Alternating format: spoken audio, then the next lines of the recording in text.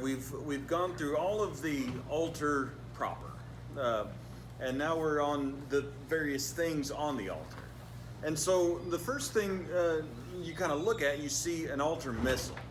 And one of the things that and I didn't put it on here, but I thought about it.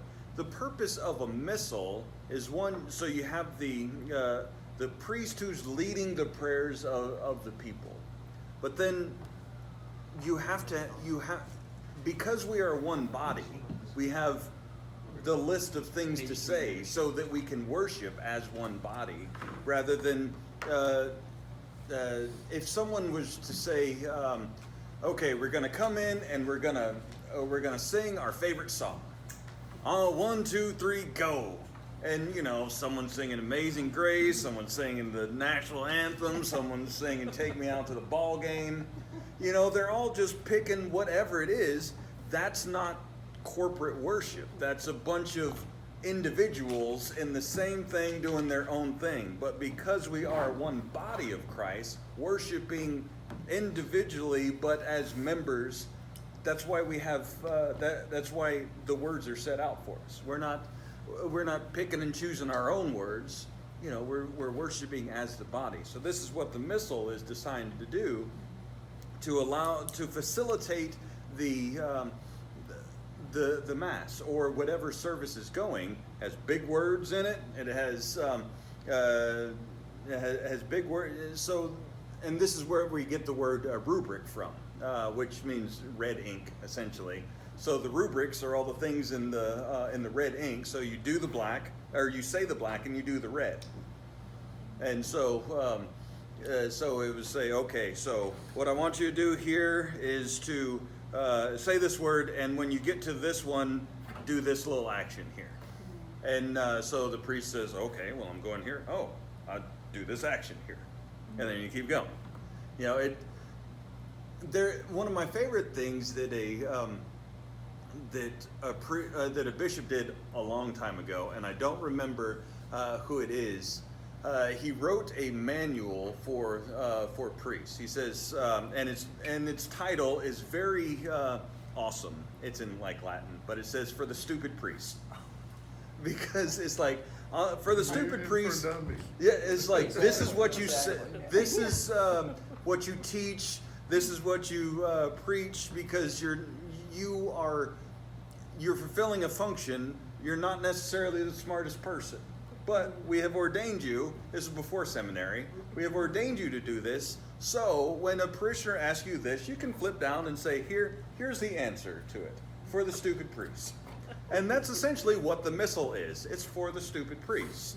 So that they set the theology there, what you do and what to do when, and so you get to a point when you see a little cross in there, you go, oh, I make the sign of the cross here. It is that basic. Yeah, exactly. And it gives me hope.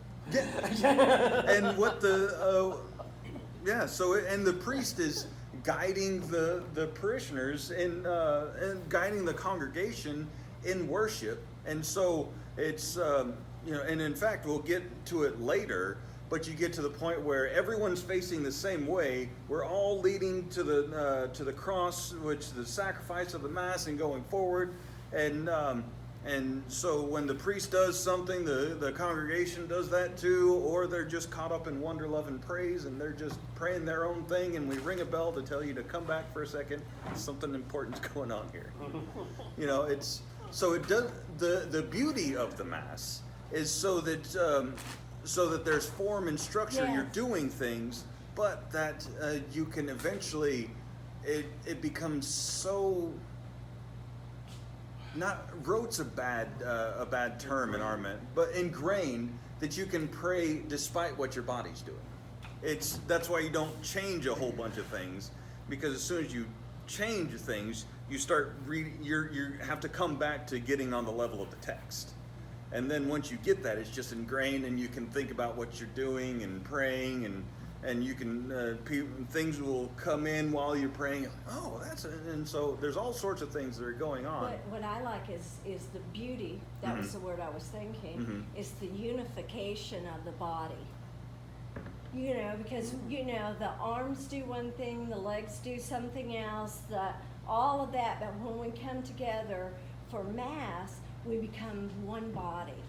And, I like and, that. and so that's what it's designed to do, and you're not even thinking about it. No. But what it's teaching you, what the missal and what the prayer books do, is they teach you to act like the body of Christ, functioning as one. Because I have been to other churches where everybody's doing their own thing, and really it's more of a spectacle. But Stand also, out. as you go from church to church to church, it's the same. And ideally, it's the same. It's Well, no, they Do you vary. get- what it used to be was there was one way to say Mass, and then it started to work in. Okay, well, there's various things. It used to be, you know, there was the way to say Mass, and now there's all sorts of different ways, so that you get to a place you don't know don't know really what's coming next. It takes a little bit to get ingrained in it, rather than being able to go to any spot and see, okay, I know exactly where I'm at. And the Mass could be in any language that you want, because you know exactly what's happening, you know, by where you are in the Mass. So that's kind of the beauty of it. Yeah. So we keep on going on. So the missal stand, That brass. so yeah, so you put is the holder for the book, so you can see it, but it also traces the throughout the service. It traces kind of the order of salvation. So you have, it starts off on the right side, the epistle side.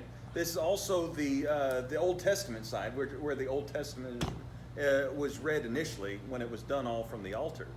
So it starts here. Then you go into the center, which is the sacrifice of the Mass, and so you have it here, and then that's why we move during the thing. And then there's also a thing called the Last Gospel, and so what that does is at the very end of the Mass, then you hear the incarnation, the beginning of John's Gospel, and so on that you're all the way on the Gospel side here. So through the Old Testament, you've passed through the sacrifice of the Mass to be in the presence of Christ proclaimed as you go out into the world. See, isn't that? And this is what it's all designed to do. So if you just dumb it all down and say I'm gonna plop here because this is what I'm going to do, and you're taking away all of that to make it just because it's simplified. And that's one of my main problem with the simplification of the Mass, all the rubrics and things behind it, is because it takes out those just stumbling upon it. When you see it, you're like, of course that's what it's supposed to do. It's been, 1900 years building up this tradition, and then we killed it in 17. In 70, it was definitely killed.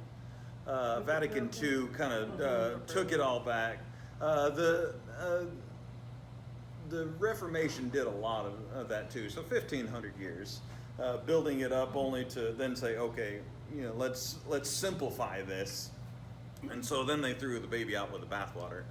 But the Catholics are like, no, we're going to hold strong until we get to Vatican II, and then they say, okay, maybe we should do this too.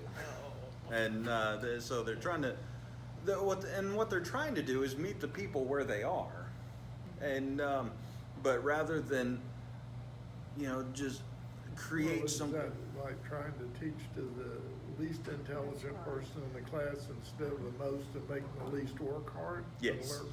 Yes, and I think that's exactly what happened, because now you get masses that are just intelligible theologically. Well, we've been to a few Catholic masses, and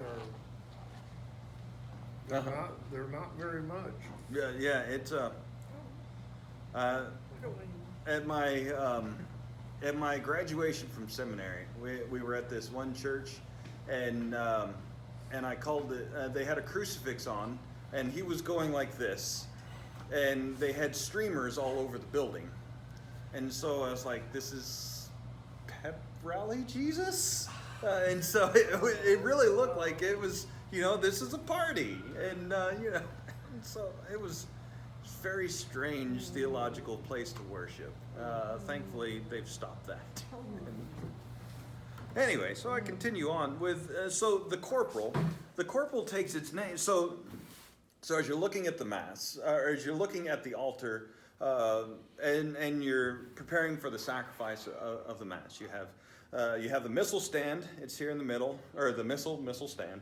Then you have the corporal, which, especially for altar guild, this is the big square that the sacrifice happens on, and it's called the corporal because that's where the body of Christ rests, and so that's where it takes its name from the corpus of Christ there.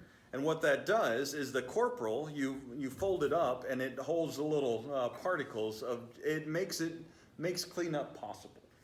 And so you have all the little particles of the corpus, if you will, and you fold it up in the corporal so that you can go take it, you can make sure that no particle of Jesus becomes unaccounted for, essentially. Yeah. So it's strictly practical, but because of our theology, we say this is the body of Christ. It's fairly crumbly, so even those crumbles are the body of Christ, so they have to be treated with dignity and respect. So we come up with a little practical solution of a cloth that we can fold Now, up. do you take the corporal outside and shake it out? No, because you don't do. You take it to the piscina and dump it out. Because it's Then that goes outside to the ground. but to a very specific spot that has been consecrated. Well, okay. So rather than just coming outside and snapping it and then calling it good, but the piscina goes straight to a spot that's been set apart. It's been properly dug such that it's and then been consecrated. So this is where the things that are consecrated have been go. And where is that? That's our sink in there. Our sink, yeah. Okay, because Yeah. that's why I was like, oh my goodness, that's where I've been doing Yeah, it. It's in exactly. the sink. Oh, Yeah, no, but that sink, not this sink. No, This sink, no, yeah, this- exactly. the This sink goes to the sacrifice regular sink. plumbing. Yes. Yeah, so because it's consecrated, it gets a special I dignity. knew it went Yeah. into the ground. Yeah. Yeah, and so it's Well, I've been doing it right. I just didn't know what I was see, doing. exactly. And so on top of that, you have your chalice and your paten. These are the two, because it's impossible to consecrate a chalice or a wine in all by itself. All it would do is soak into all the other things there. You have to be able to consecrate it in something. Contain it. Yeah, contain it so that you can then distribute it. And so that's the purely practical aspect of having a chalice there. And in religious art, you see sometimes you'll see them catching the blood of Christ at the foot of the cross, and that's showing you what goes on there. And so it goes forward. And the paten is it's used for distribution. You don't need to do anything with it for the consecration. I use it because before the host was perforated like it is, you had to cut it, and so you would use the paten to trace it in there so that you could do it, and then I still do it with the commixtum part. There's a little piece that I kind of pizza cutter it so that it's perfect rather than just breaking off the peat. And you kind of slice it and then you put it in there, and that's to symbolize the unity of the Mass with the bishop. And so what that practice used to be was the bishop would celebrate one Mass, and then he would cut up the host and then send it out to be consumed by the people. Well, what that's turned into is the same thing we do on Maundy Thursday is you take the fermentum is what it's called actually. You take that host that was consecrated there on the altar you take that to your altar during the Maundy Thursday Mass, and then you say, okay, I have this host. It was consecrated there with all the priests, and so this is a continuation of that uniting us all. And so that's what that does. So I use that to just kind of nick it so that it's there. But purely practical, it's you're gonna, if you try to use your hands, one, you got to be able to use your hands, and so you can't just say, you go grab one. You're just trying to set it apart. And so these two vestments or ornaments here, the chalice and the paten, they show you that something is different in there. This is not just ordinary wine, because it's always a more ornate cup. One of the things that the chalices used to be is they were very small in the cup, because that was when the only person who was receiving, kind of like now, is the priest, the cup. You weren't communicating to people with, so you didn't need a whole lot. And so it was a very small cup, and it was normally shaped more like a tulip. So it's kind of there. And so you have that symbolism. And then it's normally richly ornamented. Yes, thank you. That word. And there's, in the chalice, there's normally a little extra knob. And purely practical, it holds it. Yeah, exactly. It holds it so that you can, do things with the chalice. But it also allows you to raise it up a little bit higher so that you have the cup that's here, and if you can only reach there, then it's good. But that knob allows you to get it just a little bit higher. So this is not just a cup of wine. This is the cup of wine that's raised a little bit higher, allowing you to see see and adore Christ. And most of the chalices I've seen are very plain as far as the cup, but the handle is what becomes more ornate. It all depends, but yeah, it's a lot easier to make that part ornate. Yeah. Well, and even that part, you can kind of go for the. This is this is the blood of Christ that animates and makes beautiful that which contains it, essentially. So we, the people of Christ, receive the blood of Christ and become more beautiful because of it. So I could see that. The only thing I would tell the ladies is when you go to communion and you wear a big brimmed hat and you put your head down, don't be surprised if your teeth don't get clinked. Yeah. We can't see your mouth. Yeah. One of my favorites. I mean, it's not funny. I mean, yeah. Oh yeah. You just kind of stick the cup under there. Well, I don't seem to be wearing a big old fat hat. Especially if they won't guide the chalice. Yeah, see, that's what you're supposed to do, is you're supposed to reach out your hand, and the chalice is placed in your hand, and you kind of guide it to your lips, so that it's not just, okay. Yeah. I know your face is in there somewhere. That can be the most difficult thing. You put it up there and it's like, and their hands are at their size. It's like, Yeah, but Then you just. one of my favorite things that the vestry had, the altar guild had on the wall. As you go into the church is, blessed is she that blotteth her lipstick before receiving communion. I've been, So you're like, oh, that's probably mine. right? I don't do that anymore. I started to say, I don't know about how, I always carry the chalice in my left hand and my right hand, and I wipe, turn, wipe, turn. That's what I've seen Dave So do. it keeps it. Yeah. It keeps the lipstick from being shared. And Except also that other, poor linen which is looks. common sense, health-wise, right? Yeah, well, I don't care about health-wise. It's that poor linen gets ruined. Well, yeah, my belief is We're you supposed to catch believe there are no nothing from germs the up there. chalice. That's my belief. Yeah. I don't know whether that's correct or not, but I have no I- fear of drinking it Yeah. from the chalice. Dave's the best I've ever seen. He always, But you just hadn't seen me. Yeah. I haven't Yeah, seen you no, up there yes. doing that. I know you would be Jim really was a good pro at at that one. Yeah, For it, I don't know how many years. At St. John's, the place where I came before here, the altar guild directress was so just worried about germs that they had like a special purificator that was that rests in Everclear. And so they had a little bottle of Everclear in their altar guild, so that they could wipe, and that way you're making sure everything's gone. it. Wow, that is. Yeah, and getting the priest a little drunk afterwards, I I was guess. gonna say, yeah. Whew. I think so.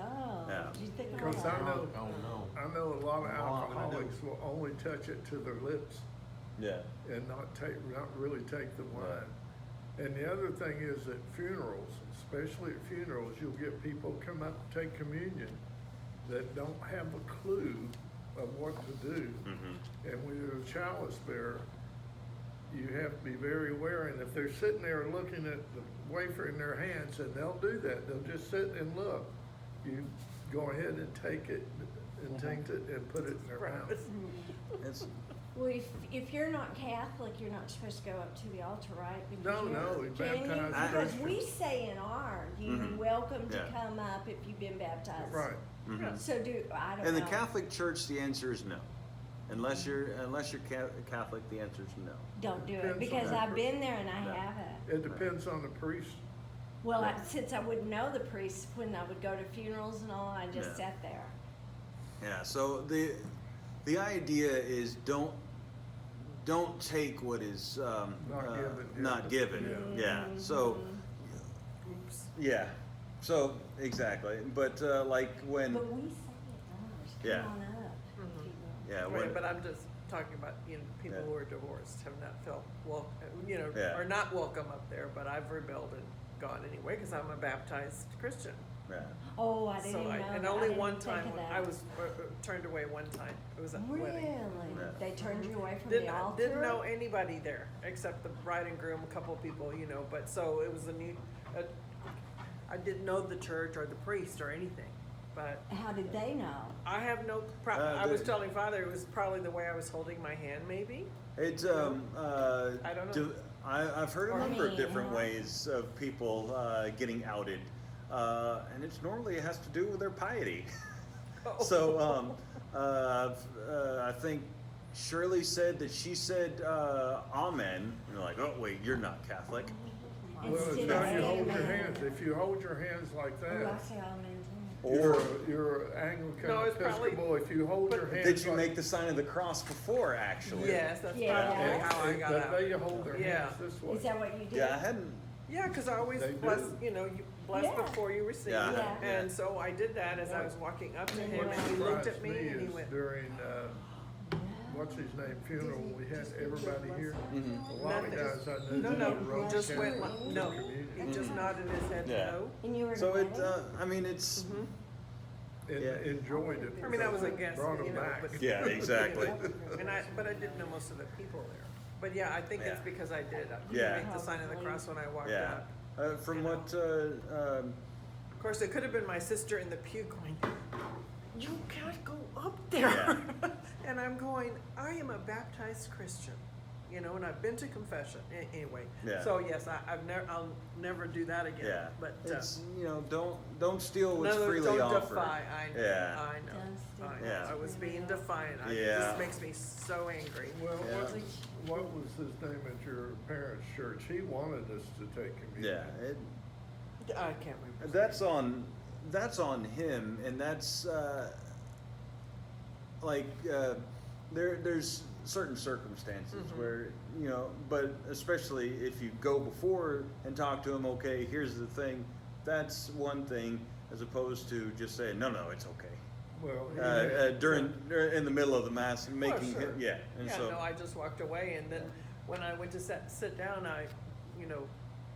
they said, what happened? And I said, oh no, he just wouldn't give me communion. And then, of course, the 2 rows where I was sitting heard, and they were just, oh, we can't believe he did that. We can't believe it. Yeah, it, I'll never come back here. You know? Going, oh gosh. So- Anyway, I never thought about it. Yeah. I made the sign of the cross at the wrong time. yeah, exactly. So the next thing that you have is a ciborium. That's what I always communicate out of because I don't like the communicating out of the patent because it doesn't always, like ours has a little indention there. That's purely practical to allow more hosts to be in there without sliding around. Sometimes it's just barely, it just kind of does that a little bit. And so first time you turn, your hosts are just everywhere. Yeah, and Oh, so that holds the bread, correct. Yes. okay, And So so the the one to the front right. Yeah. yeah, the ciborium it's a shallow cup, looks a lot like a chalice, but then it also has a top on it and normally a veil on top of that. And so that is because all of this goes in the tabernacle, and where it's viewed kind of as a veil or the resting place of Jesus, you have a little veil over it. So either it's veiling the body of Christ, or it's keeping the mystery behind it, since it's in the tabernacle. And so that's why it has that little veil on top, is because it's there. It's practical, not a practical reason. Well, the practical reason is so you know what the difference is between the chalice and the ciborium, but it's symbolic that this is the receptacle case item of the body of Christ. But you're talking about the one that goes in the, Mhm. okay, but not the one that's at the credence table. But the Correct. goes- That's oh, actually a bread box. That's just called a bread box. Correct. Okay, all right. Yeah, the That's different. tabernacle- It's not what I just said. Yeah. Yeah, This is it's the one that is at, It's yeah. in there, and it's under lock and key because Yes. only, it's sacred. yeah. It's So already been I've blessed. never Mhm. even seen what's inside. Yeah. Yeah. Only the ones that You're freezing. can do it. yes. So it's in I that just box. needed it moving. It Is that doesn't. right? I don't Yeah, need it to be it's cold there. Yeah, Just that's moving big. there. It's Yeah. blue, it's that big, So the bread box is the because one. I say thingy a lot, like, he And- always, You want a coffee while I but might as it's, well. it's, Thank it's you. under lock. Credence table. So then you have the Very Paul on it, and the Paul's purely practical reason is to keep dust and flies out. Yeah. And but it's also it's used to indicate when blessing is coming down upon it. So when it's not when it's covered, it's keeping things out. But then you uncover it to allow blessing to come into it, and so that's why then you have the deacon there, whose job is become some to do that. And that's really important sometimes. Yeah, and it's kind of fun. You got a real well, you have a shorthand with the priest and the deacon. If he taps the chalice, it means doesn't matter what you're doing. It means take off the pall. So no matter what you're where you've been, that's pretty much a universal sign of, hey, deacon, take this off. And so if you're doing it like in a specific place that it's not standard, or he's off doing, caught up in wonder, love, and praise, you tap that, the deacon knows, oh, here we go, now I take this off. And then you tap it again, oh, I put it back on. And so it's, thank you. But Lets him know when you're ready. exactly. When you're there, yeah. And so it has, theologically, it says, this is something that, not, it's wine right now. We take it off. Now it's being blessed. Now it's becoming the body, the blood of Christ. Then we put it back on because it's the blood of Christ. We don't want anything to get into it. And then the next time he takes it off, okay, now it's ready to be consumed. So if it's not, you're protecting it to allow so that you don't have anything in it. Because if it's because it's so special, and that you, when you have a fly, well, you either then have, since it's covered in the blood of Christ, you either have to consume it, burn it, or return it to the earth. And I've consumed a couple of flies. Yeah, and had I was out at church camp, and where you absolutely need such things. And a buddy of mine, he was holding the cruet, and and he leaned over the priest and he goes, "Father, there's a bee in here." Oh, no. He said, "Fish it out and put it on the altar." And so he did, and when he gets done communicating everybody, he grabs the lighter and just sets it on fire. It was a stone altar and it was outside, so he just lights it on fire. He goes, "I draw the line at bees." Like, I'm not gonna consume that one. Yeah. But so then on top of that, so as you're building the stack here, you have the corporal, you have the chalice. On top of the chalice goes the paten that's made to sit on there. Then you have the priest host, because that's what the paten holds. And you have and then you have technically you have a purificator somewhere in there. Yes. Yeah. Between the chalice and the paten. Yeah. See. Yeah. See, exactly. And then you have the burst that kind of sets all that thing off, gives it rigidity. Yeah. And then you put the chalice veil over it, and the chalice veil, I found these explanations, and I think they're lovely. It says, the veil hides the sacred vessels from view.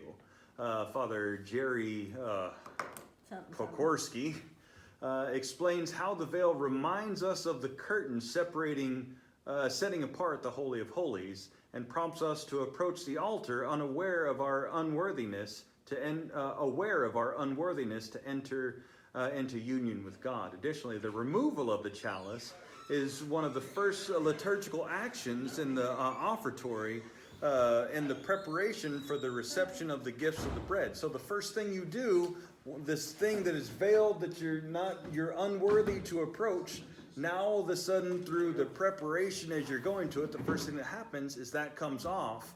Now you're prepared to receive these sacred mysteries, the Holy of Holies, and so now you're allowed through the gospel and through the preparation that and the forgiveness of sins that comes with the gospel, you're now made fit to receive such a thing. It is I don't know beautiful. if I'll be able to get through altar kill. Yeah, I know. When you, oh my goodness. And then the last you have is the burst.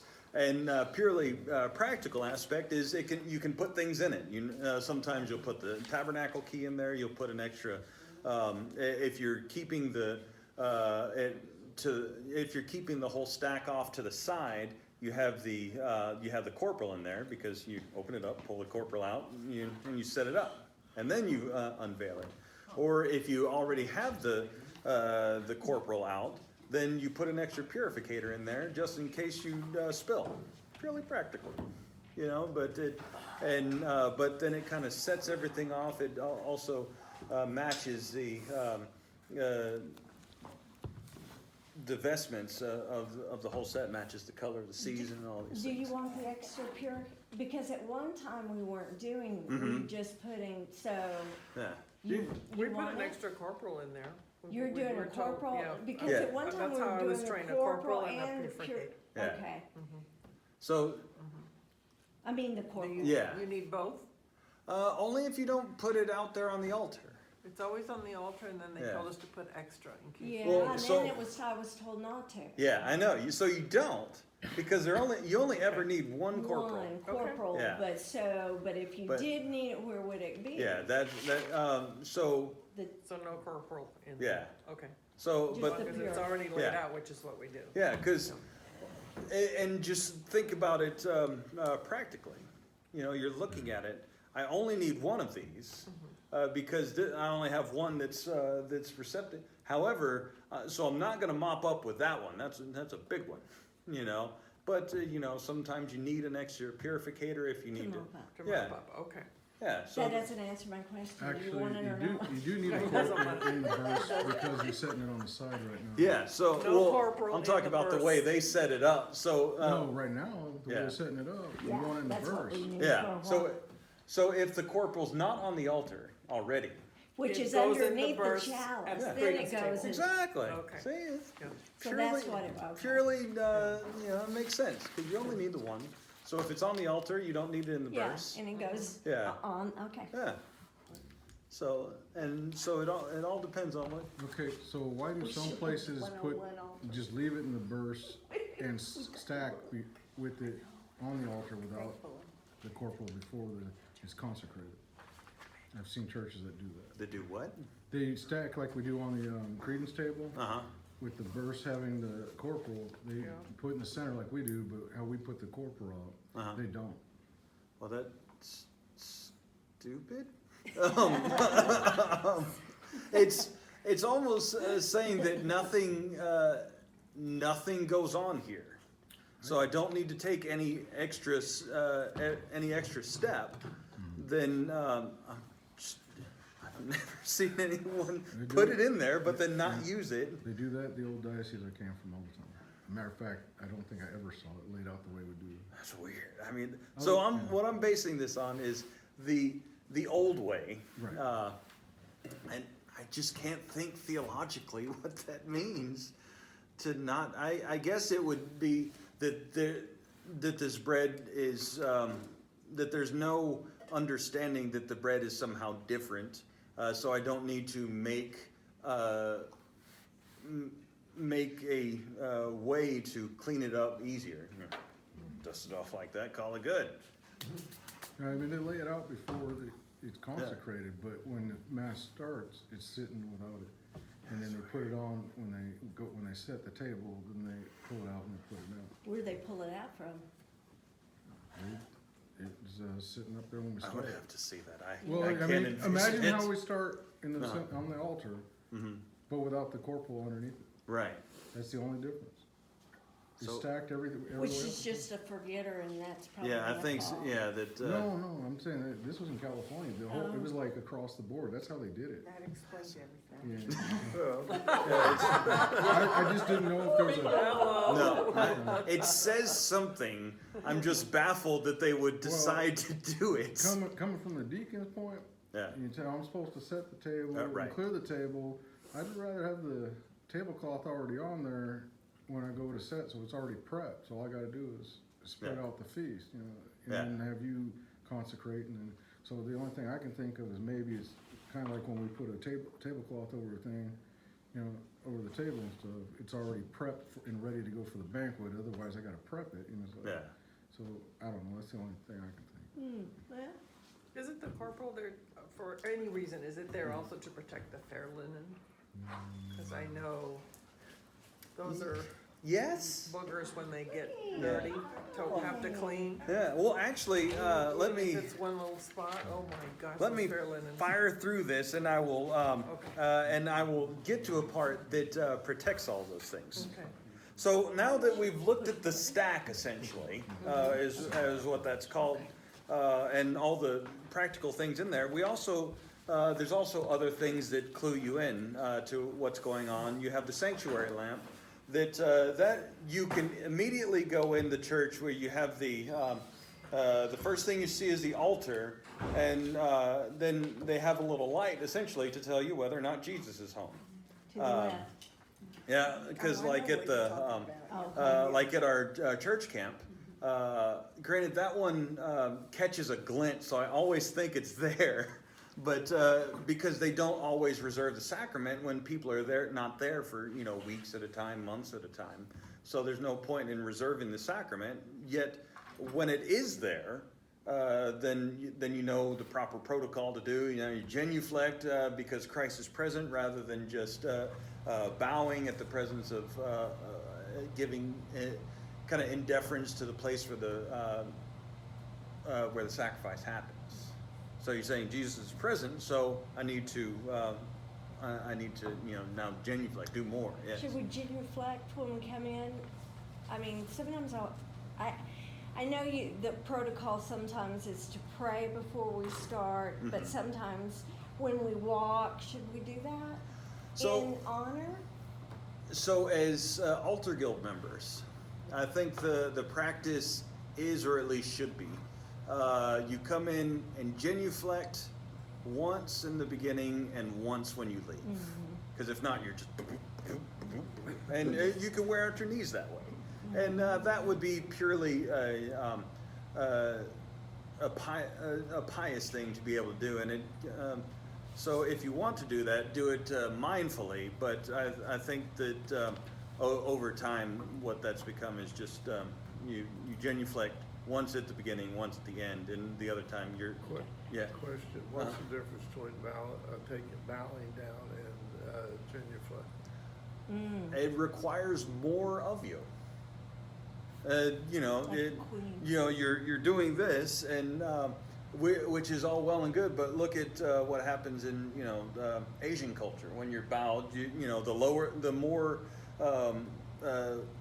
dignified the person, the lower you go, and you match, and so then you come up. Well, what's even better than that? Going down lower. You know, so you're witnessing the king, and so you're bowing before that. You know, what's even better than that? Full prostration.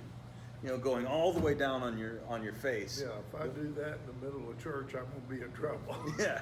Well, that happens. But then then you have the practical aspect and stuff like that. That at times, your body wears out, and so you do that. You use as much of your body as you can, and so you genuflect in your heart, even if you can only bow in your body. Because sometimes you're broken, and so you can only do so much. As long as Jesus knows that you really mean, I should be genuflecting. My philosophy is I bow to no man, but I only bow to God. So, Yeah. Well, but it's also you're genuflecting. One of my favorite stories about a guy at Nashotah House. Let's see if I can keep this with its intention, with its Clean. clean, essentially. So there was this priest, Father Statskoff, and they had this was in Chicago, I believe, and they had a bunch of nuns connected to their church, and Father Statskoff always taught the nuns not to speak in the presence of the sacrament when he was going to take it on to people, and so he would go vest fully, and then he would take it out, and so they knew 10 to and just drive. Well, one of these nuns got pulled over, and but she had been taught not to speak in the presence of the sacrament. So, cop comes over, knocks on her window. He says, "Sister, I need to see your license and registration." Oh, by the way, he had taught them that they were above such laws as license and registration. So she had nothing, but she was there in the presence of God. So there she is, quiet, and he says, "Sister, I need to see your license and registration." And he said, "Sister, if you do not give me your license and registration, I'm going to have to arrest you." Statskoff rolls down his window. And he says, "Can't you see I've got the Blessed Sacrament, you dumb Irish?" And he went going, he'd go, "Genuflect." And so, sure enough, he did. And he genuflected, and he says, "Sister, drive on."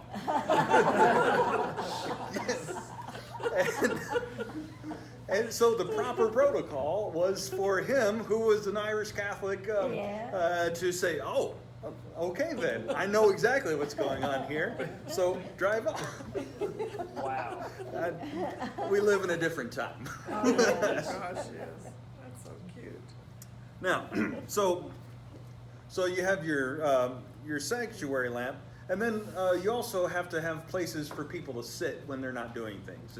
We call this the sedilia. This is typically the 3 seats for the sacred ministers. You have the priest, the deacon, and the subdeacon. And so when they're not doing stuff, they can go sit down. And so sometimes you have it to where I've only seen it one way, the way we have it, but I read about a way where they have it as it's priest, deacon, and then subdeacon. The closer they are to the altar, the more things they have to do with that.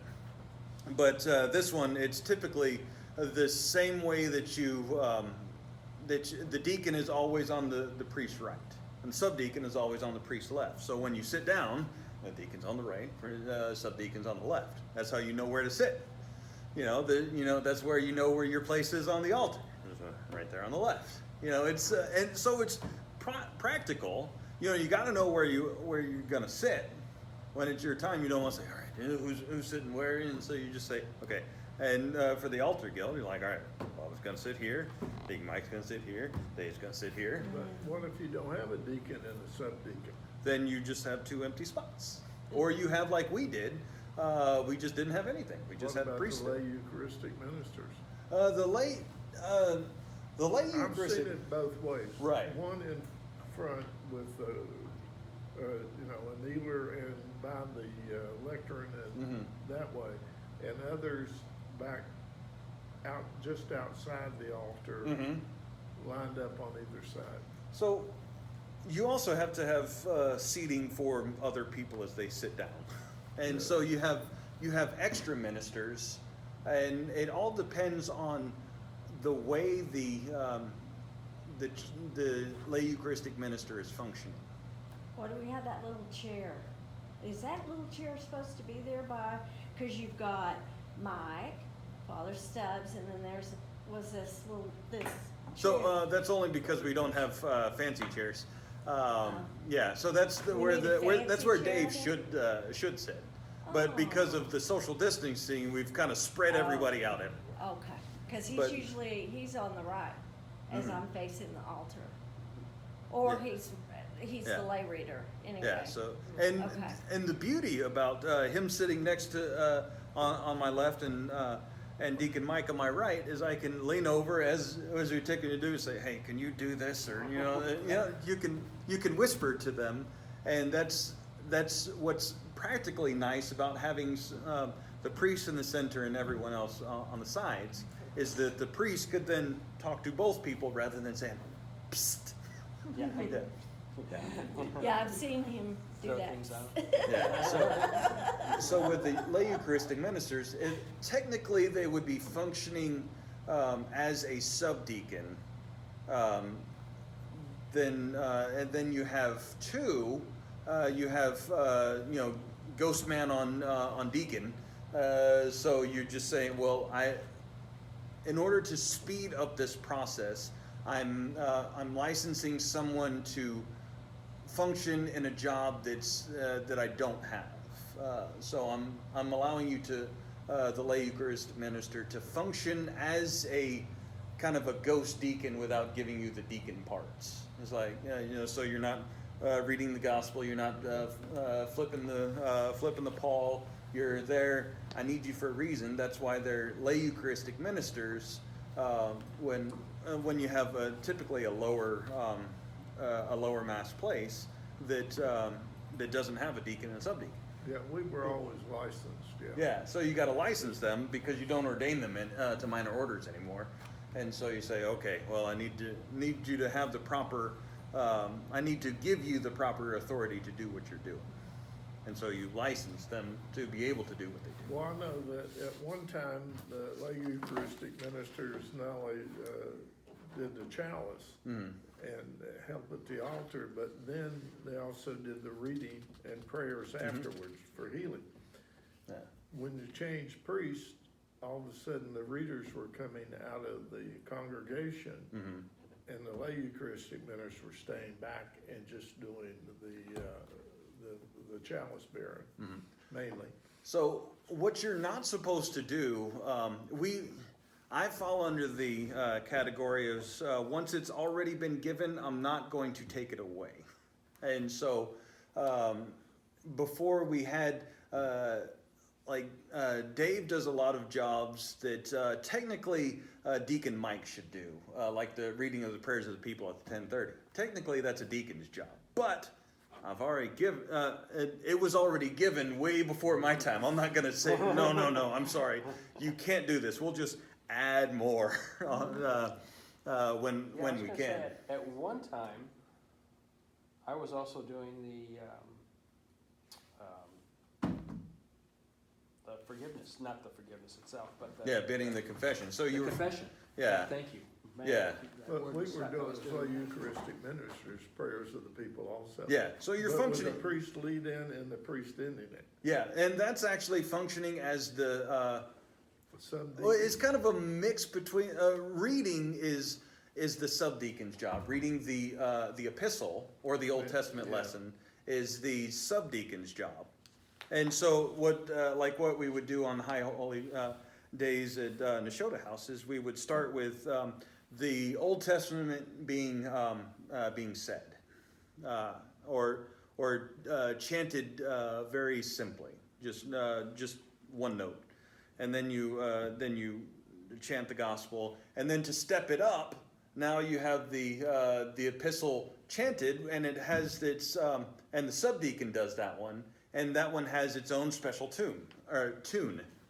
And then you do, and it's got a little bit more ceremony, but not as much as the gospel. The gospel has a full procession out, has its own tune, and then so each one has its own thing, but you can see how it's leading up to the next, and always more ceremony, of the worthiness of what it is, and so what that's doing is allowing the laity, licensing them to be able to function out of order, and so it's saying, okay, because we're all in this together, rather than having the priest do all the things and only clericalism, essentially, saying, okay, we're going to kind of spread this out to allow everyone to help, even if they're not ordained. You know, I started to say though, we had maybe 150 at church, then we would have two Yeah. lay Eucharistic ministers following the priest giving out the bread, and we're coming in behind. That way you're moving it much Yeah. quicker. Yeah, and so that's what they have.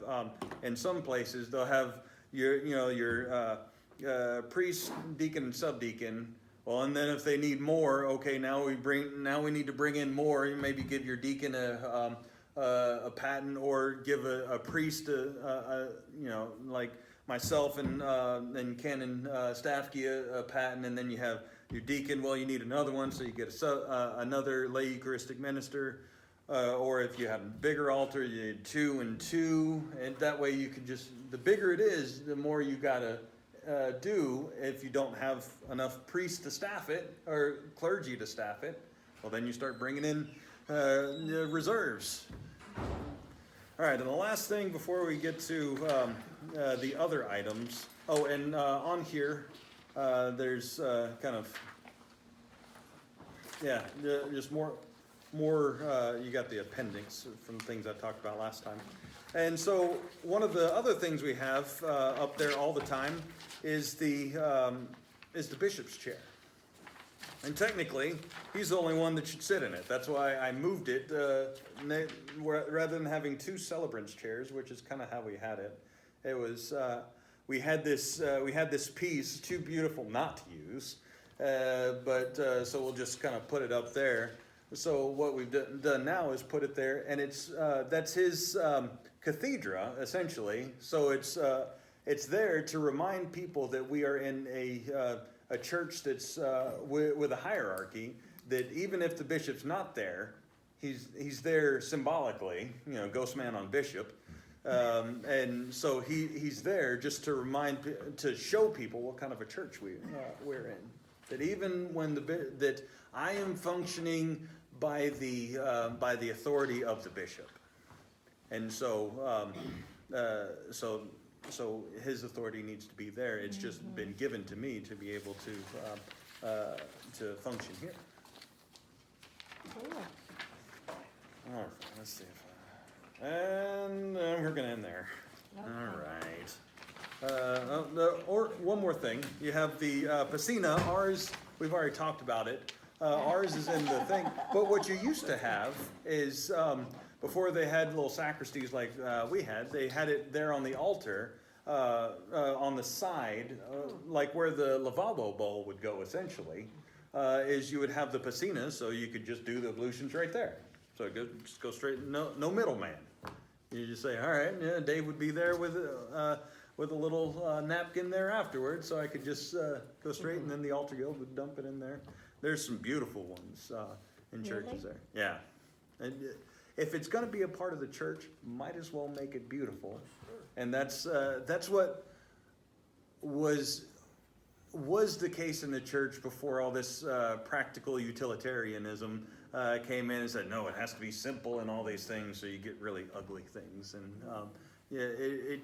every instance, and this is what the theology of churches should be, that everything can be beautiful.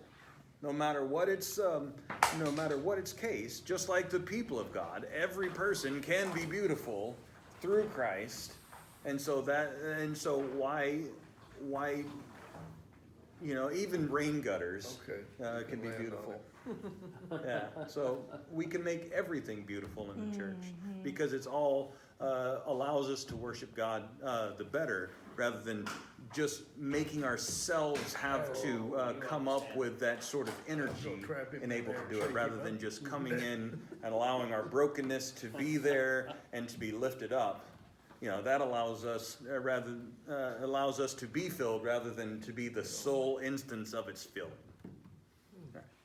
Let's end there. Very good, thank you. Very good, thank you, Father. Yes.